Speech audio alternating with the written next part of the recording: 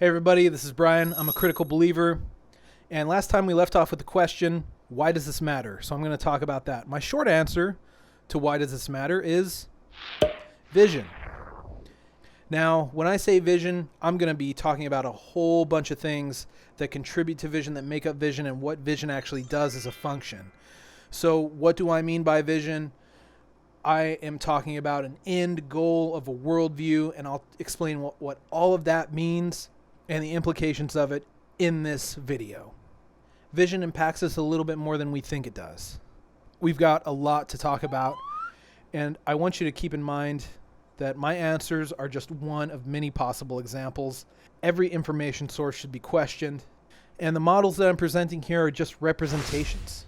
To recap, the first video we talked about faith. I mean that as an attitude or orientation that relates to beliefs, in that faith does not mean beliefs.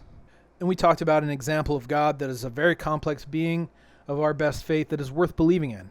So this is where we're headed in this video. I'm going to talk about how our individual beliefs sort of draw out our core beliefs, how those core beliefs form a worldview, and then we're going to see how vision and worldview both contribute to motivating and influencing our actions. Individual beliefs of a person, here are some examples. It's too hot or cold. Ice cream is good. Bad people should be punished. Now, you're going to have a million of these different beliefs, right? The point is that out of these beliefs, we're going to isolate some that form a core belief set. Now, you can probably identify what those are. If you ask this person, which of these beliefs are important to you, they're going to weed some out pretty quickly. When we look at our beliefs and we see what the core beliefs are, we are going to understand the basis of our worldview. If I asked you what your most important beliefs are, you're going to say, I believe in God, or I believe this, or I don't believe in God, or I make my own meaning, whatever it is you're going to say. In this case, it looks like we're looking at a Christian, and most Christians are going to subscribe to classical theism, which is totally normal. We've already talked about why most Christians are going to refer back to classical theism, and it's because of the religious texts that they hold faith in. So believers are going to refer back to classical theism because that's the God that's described in their holy books. So we're going to tack that on to core beliefs. And considering that there are a lot of Christians in the world, I thought that this would be a really good example to see how our vision is going to impact the rest of the world and why this really matters. So here you can see that we've added classical theism, and even if I just take two of these out here, maybe the person is a little bit more humble, they're not sure that they're a good person, and maybe they're not sure that the Bible's the Word of God. This is going to change their entire worldview. They're going to maybe question their own actions in the world and check themselves and make sure that they're good. They're not going to just have the assumption that they're good. We're also going to add this last belief here to the core beliefs, which is we are the last generation. Most Christians are going to subscribe to this. In fact, since the very beginning of Christianity, as many of you may know, Christians have believed that they're always the last generation. So this is forming the mainstream Christian worldview. So a worldview is a set of beliefs by which we deem to act or align ourselves. A worldview is going to inform religious, political, economic, ethical, and philosophical views. So it's going to impact pretty much every view that we have. A worldview and subsequent ideology is formed by a conflux of your nervous system, information that's available to you, your memory of experiences, and a whole bunch of other stuff that I've left out. But I wanted to point this out as a side note because it has a lot to do with the brain. I've been talking about faith versus fear, and we're going to see how maybe this comes into play. Your nervous system has a component called the amygdala. This is part of your brain that's crucial in memory, emotion, decision-making, and it has a lot to do with fear. So when your emotions are really extremely heightened, your amygdala is going to be really active. I don't have a lot of time to go into the biology or neuroscience of it, so please, if you're interested, go ahead and follow that route and research on your own. The other thing that a worldview is sort of formed by is the information that's available to you. The information that's available to you is going to be part of the way you see the world. If you don't have good information, or if you only have some of the information, of course, your worldview may not be that reliable. So we need to question the sources of our information. Now, this is a chart here. This is just for your consideration to see how maybe worldviews impact our action, all right? Now, I've used faith, nihilism, and fear here. It's sort of spectral, but I could put anything in here. I could put love, ambivalence, hate, and I could simplify this even further to say positive, neutral, and negative is going to be our orientation, and that's going to influence our action. Obviously, the neutral part, the nihilistic part, is not going to have an output, which is why I talk about just faith and fear on the two sides of the spectrum. But what we're really talking about here is action. And action arises in many forms, but the kind of action I'm going to be talking about in this video has a lot to do with aspiring to a vision and arising from a worldview. So it is thought out action. It isn't going to be instantaneous action. And it has a lot to do with freedom. And so we're going to talk about freedom in context with action a little bit later. Right now you're probably wondering, what does any of this have to do with vision? Vision is the ideal culmination of a worldview. Where does vision come from? How does it arise? We've seen so far that beliefs are many, but some of them form our core beliefs, which form the basis of our worldview, and our worldview can have within it or arising from it a vision, a future endpoint or goal. Now, both vision and worldview are going to influence our actions. So here's the ultimate vision of the world for a mainstream Christian. Their ultimate vision of the world involves God destroying the world, judging the living and the dead, punishing bad people for eternity, and believers themselves being rewarded. That's their ultimate vision of the world. That is the end point. That is the end goal of the world.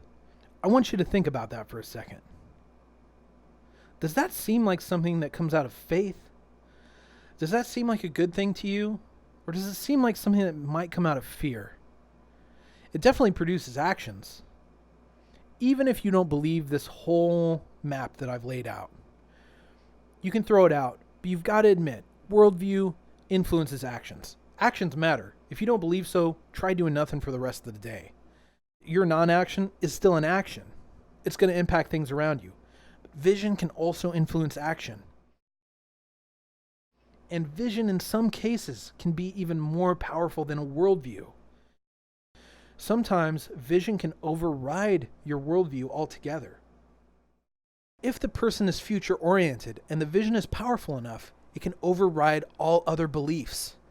So that means that a person might be doing something based on achieving their vision that they may not ever do otherwise. And in some cases in history, we've seen some really terrible examples of that. In this video, the kind of override I'm talking about is when vision actually stops a person from doing an action that they would normally otherwise do. So the vision sort of overrides them and they say, oh, well, that action doesn't matter, so they don't do it. So here is a hinge point, and this is really important. We have to ask the question, will this person's actions be good? This is their vision. This is what they believe will happen. Will they feel responsible for the long-term effects of their actions? Will they cherish all life, striving for peace and caring for the poor and sick? I mean, the world is going to end.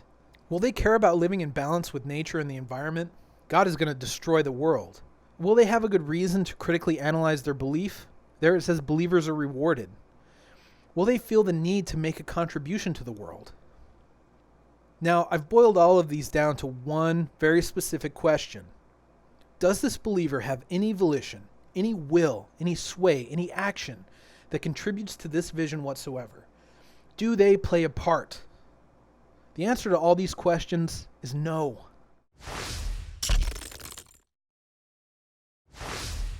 The beholder of this deterministic vision of the world believes that this will happen without a doubt.